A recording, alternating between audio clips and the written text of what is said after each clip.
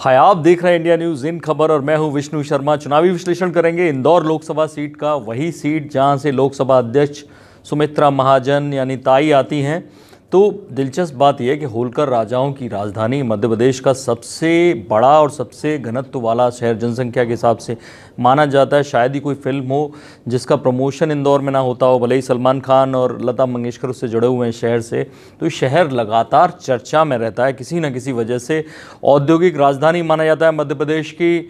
और देखा जाए तो एक एजुकेशन का हब है, ऐसा पहला शहर है जहां पर आईआईटी और आईआईएम दोनों हैं। नमकीन के लिए फेमस है इंदौर, और इंदौर में 8 विधानसभा सीटें हैं, जिनमें से फ़िलहाल 4 पर बीजेपी का और 4 पर कांग्रेस का कब्जा है। और इंदौर में ख़ास बात यह, इंदौर लोकसभा सीट की हम बात करें तो ताई के नाम एक अद्भुत रिकॉर्ड है कि 1989 से लगातार वो इस सीट को जीतती आ रही हैं।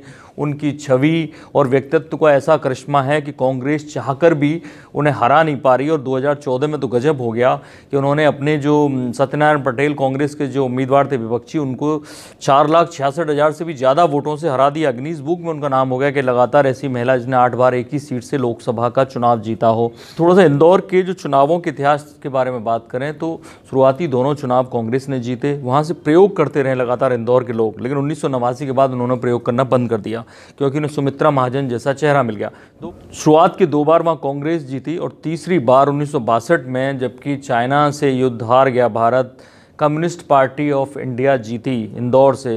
ये बड़ी दिलचस्प बात है कि मेन दिल में आता है इंडिया के, वहाँ से कम्युनिस्ट पार्टी जीतती है। और उसके बाद 71 में वापसी की कांग्रेस ने, इंदिरा गांधी आई इधर, और उसके बाद 77 में फिर लोकदल के उम्मीदवार वहाँ से जीते।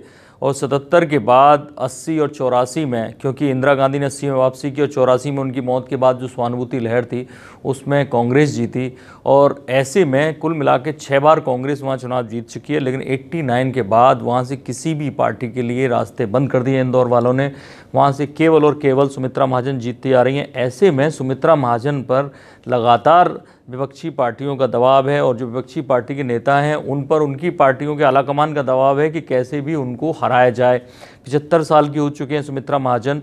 तो जो जीतू पटवारी हैं, कांग्रेस के नेता हैं, फिलहाल उच्च शिक्षा मंत्री हैं, और जो इंदौर की जो लोकसभा सीट की एक विधानसभा है राव, वहाँ से अभी फ़िलहाल विधायक हैं। दरअसल प्रकाश सेठी जो हैं वो एमपी के मुख्यमंत्री रहे हैं और इंदौर से सांसद रहे हैं, और सुमित्रा महाजन ने 1989 में उन्हीं को चुनाव में हराया था।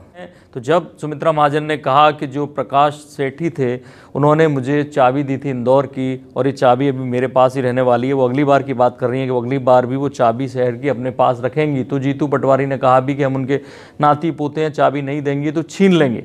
तो ऐसे में क्या वाकई वो छीनने की कगार पे हैं? क्योंकि अब बराबर का रेशियो हो गया। जो 8 विधानसभाएं, इंदौर 1, इंदौर 2, इंदौर 3, इंदौर 4, इंदौर 5, दीपालपुर, राव और सांवेर, यहाँ से 4 सीटें जो दीपालपुर, राव, सांवेर और इंदौर 1, यहाँ पर कांग्रेस का कब्जा हो गया। बाकी चारों सीटों पर बीजेपी का कब्जा है, और जिनमें से इंदौर 3 में आकाश विजयवर्गीय, कैलाश विजयवर्गीय के बेटे हैं, उनका कब्जा है। तो ऐसे में सुमित्रा महाजन जब से चुनावी मैदान में आई है, मराठी वोटों पर उनका अच्छा प्रभाव है। होलकर राजाओं की राजधानी रहा इंदौर, और ऐसे में जो बाकी जाति समीकरण हैं वो उनके आगे फेल हो जाते हैं। तो इस बार मुकाबला तगड़ा है। वो चाहते हैं कि यहाँ से हटाया जाए इनको।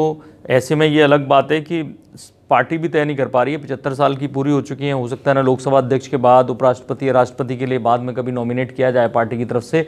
लेकिन इंदौर के जो बाकी विपक्षी पार्टियों के लोग हैं वो ये चाहते हैं कि किसी भी तरह इनको यहाँ से हराया जाए, और वो जंग शुरू हो चुकी है। अब ये 2019 बताएगा कि कौन जीता कौन हारा।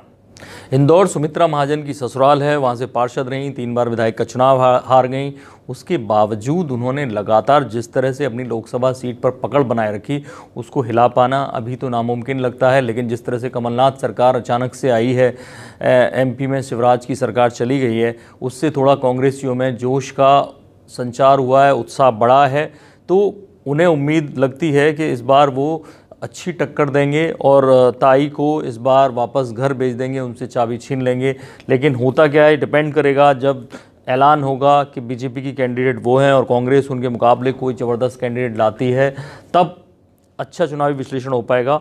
तब हम एक और चुनावी विश्लेषण करेंगे, बताएंगे इंदौर सीट का पूरा हाल, पल पल की जानकारी के लिए, बाकी खबरों के लिए, चुनाव से जुड़ी जानकारी के लिए देखते रहिए इंडिया न्यूज़। सब्सक्राइब करें इन खबर। थैंक यू, नमस्कार।